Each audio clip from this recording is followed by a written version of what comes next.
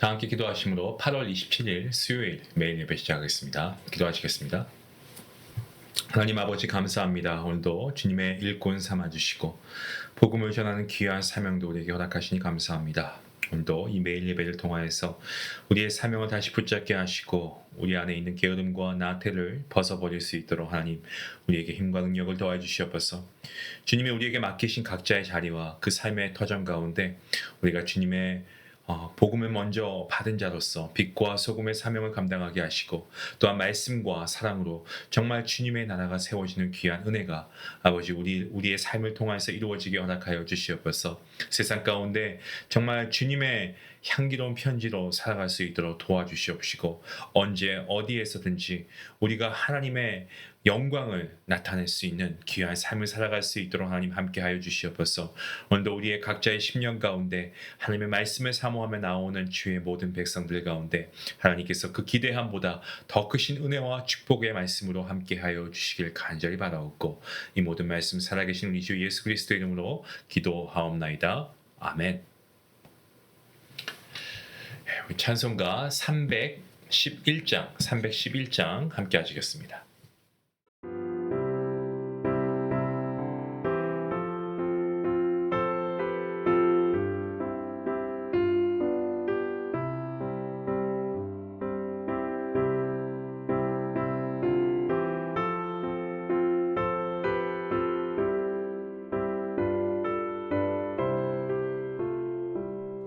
내 너를 위하여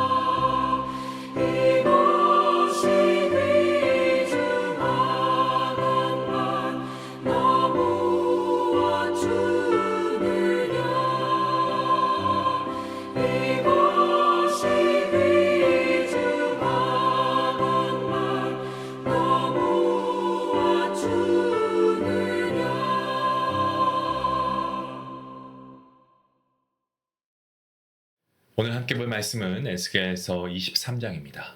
1절부터 21절까지의 말씀.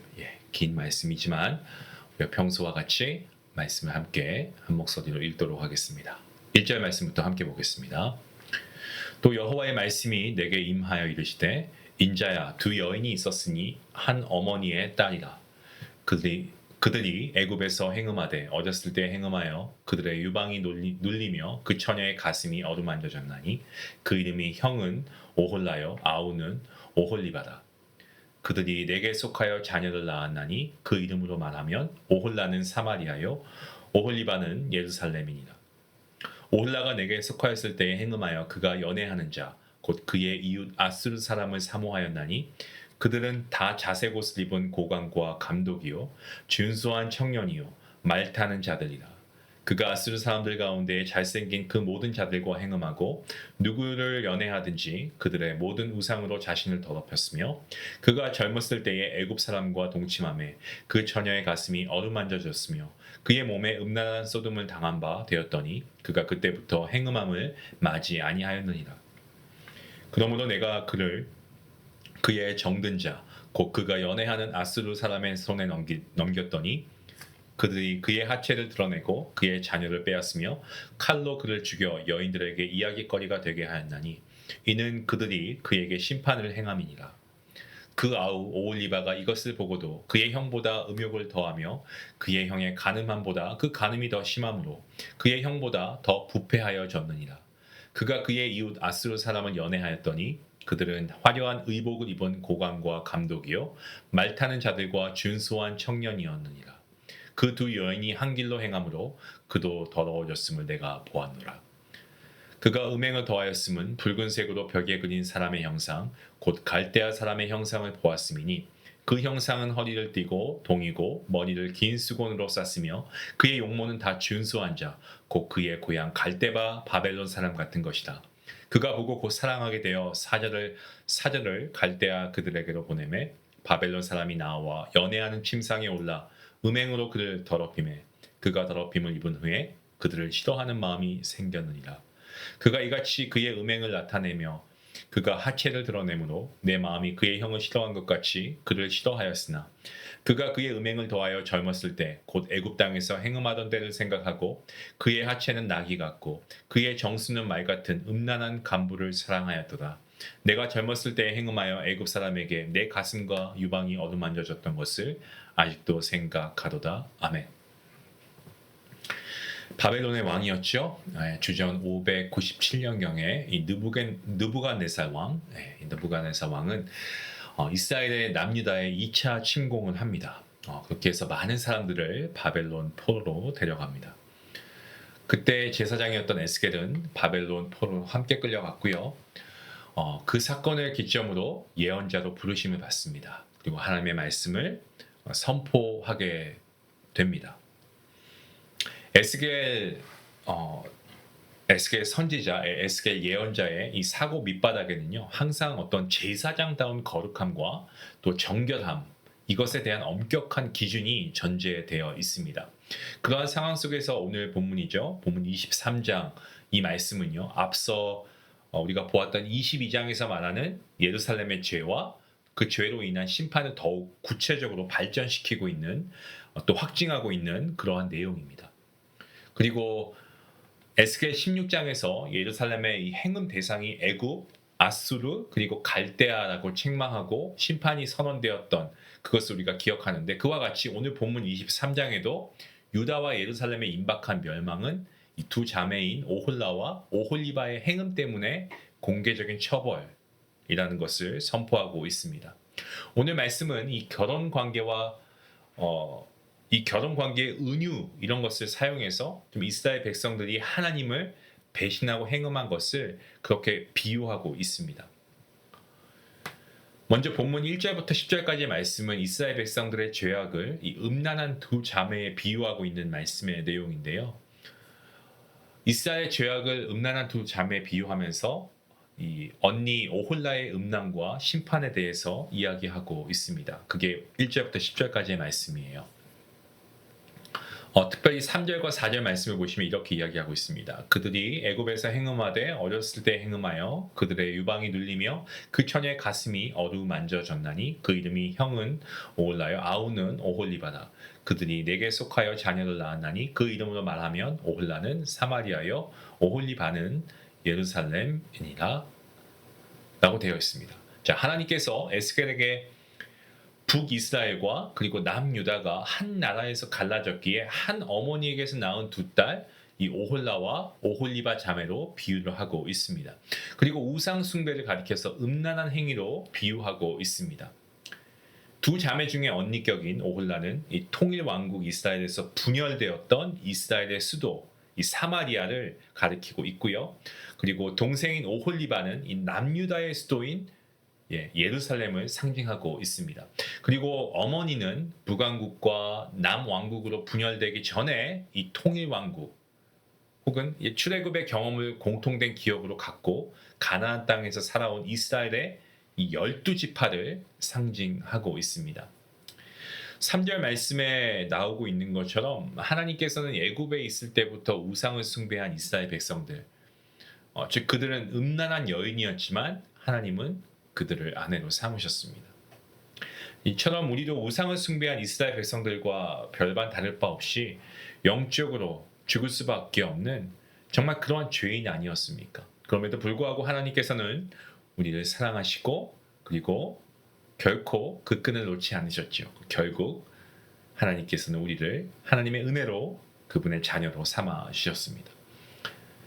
본문 10절 말씀해 보시면 언니 오홀라의 음란과 그 죄에 대해서 심판의 이야기가 나오고 있습니다. 이렇게 이야기하고 있습니다. 그들이 그의 하체를 드러내고 그의 자녀를 빼앗으며 칼로 그를 죽여 여인들에게 이야기거리가 되게 하였나니 이는 그들이 그에게 심판을 행함이니라. 오홀라는 어릴 적에 이미 애굽에서 행음한 경력을 갖고 있었습니다. 성인이 되어서 여호와 결혼해서 자녀들을 낳았지만 여호와 하나님께 정규를 지키지 않았죠. 오홀라는 아수르의 잘생긴 청년과 행음했습니다. 그래서 여호와 하나님께서는 오홀라를 많은 사람들 앞에서 발가벗긴 채 수치를 당하게 하시고 또 자녀들을 빼앗기게 하셨고 또 칼로 죽임을 당하게 하셨습니다.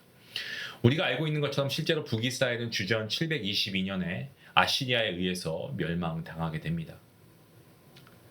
본문 11절부터 저희가 오늘 말씀 아닙니다. 내일 본문이긴 하지만 35절 말씀까지는 더욱 심각한 이 동생 오홀리바의 음란과 거기에 대한 판결에 대한 말씀이에요. 먼저 11절 말씀을 보시면 이렇게 이야기하고 있습니다. 그 아후 오홀리바가 이것을 보고도 그의 형보다 음욕을 더하며 그의 형의 간음함보다 그 간음이 더 심함으로 그의 형보다 더 부패하여졌다라고 이야기하고 있습니다. 동생 오홀리바는 언니 오홀리바의 처참한 죽음을 목격했습니다. 때문에 땅을 치며 눈물로 회개하고 남편에게 다시 돌아온 것이 아니고 그러한 것을 목격했음에도 그 음란함은 더 심해졌다는 거죠. 심지어 그녀는 아수르 사람뿐 아니고 바벨론 사람과도 이 음행, 이 간음을 하게 됩니다. 결국 하나님께서는 이 오홀리바의 음란함을 끔찍하게 심판하십니다.